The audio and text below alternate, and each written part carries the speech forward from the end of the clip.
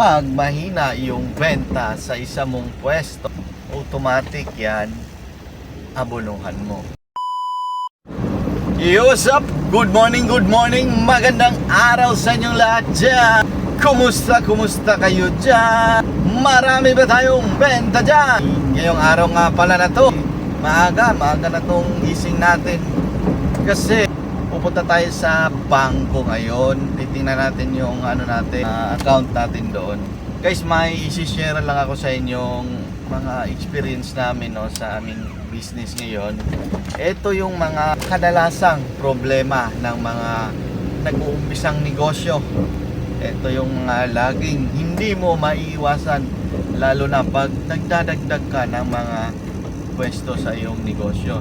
Dadagdag ka ng branch, panibagong branch dyan sa business mo, may mga ganitong problema ka talaga pagdadaanan.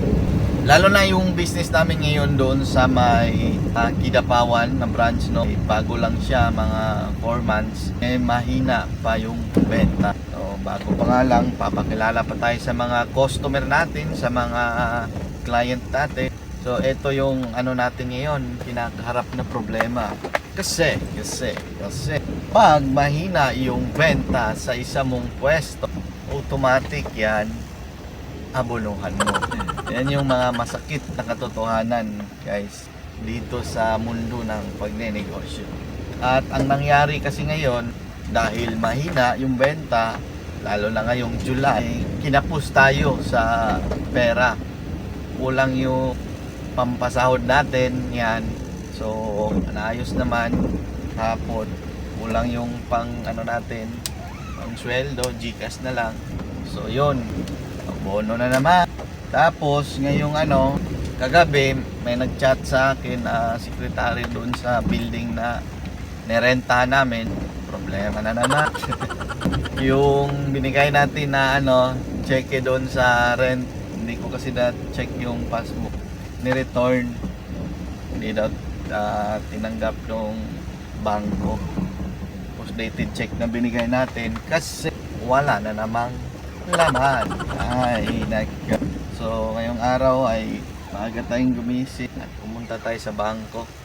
Kanina kailangan natin mag-deposit ng maaga, so sinat ko na yung isa kong tauhan na mag-deposit ng maaga kasi nga walang laman yung cheque natin. Wala na palang laman, guys, naubos na sa lahat ng expenses. Ito yung mga kadalasang problema ang kakaharapin natin, lalo na pag bago pa tayo, wala pa tayong pondo gaano, marami pa tayong loan. Kasi pag nag-umpisa ka na magdagdag ng pwesto, madadagdagan din yung problema mo, pati yung loan mo madadagdagan.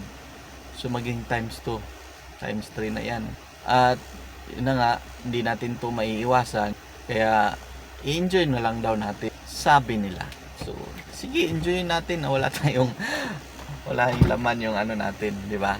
At yan lang, magandang araw, bye bye.